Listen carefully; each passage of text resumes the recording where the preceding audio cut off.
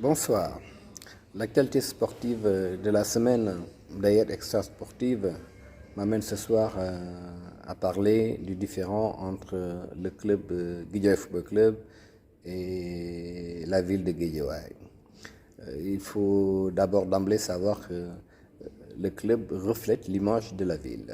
Quand Guédiawaye Football Club se déplace, on dira tout simplement c'est Guédiawaye qui vient jouer.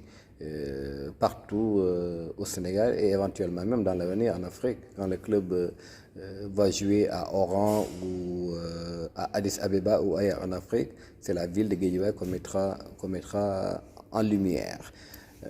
Donc il est urgent pour moi que les deux parties s'assoient pour régler ce problème, ce différend-là.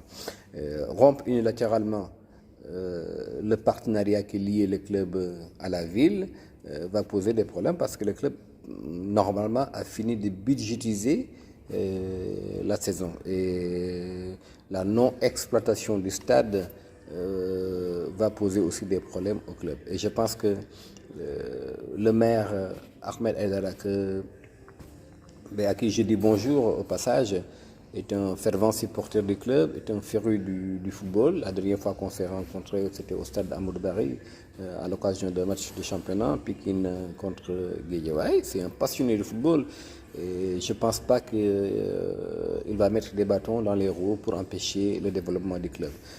Quoi qu'il en soit, la mairie doit être dans toutes les actions pour aider le club à se structurer, à se développer, parce que c'est l'image de la ville, c'est le club fagnon de la ville.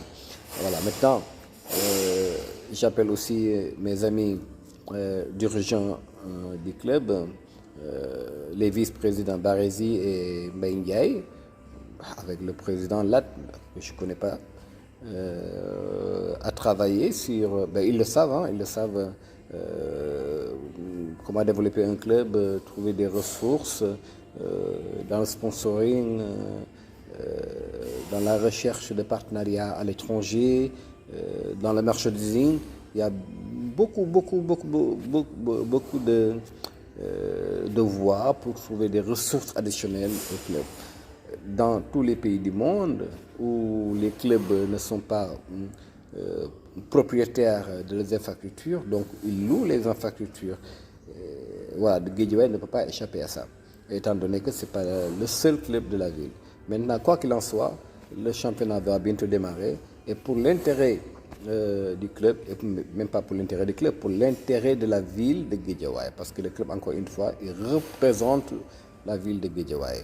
Donc les deux parties devraient s'asseoir et discuter pour trouver un terrain d'entente. Monsieur le maire Ahmed Aïdara, il faut savoir aussi que dans le club, il y a certains dirigeants qui ont voté pour vous, afin que vous soyez maire de la ville et puis député de la République aussi, comme aussi des supporters du club qui ont certainement voté pour vous.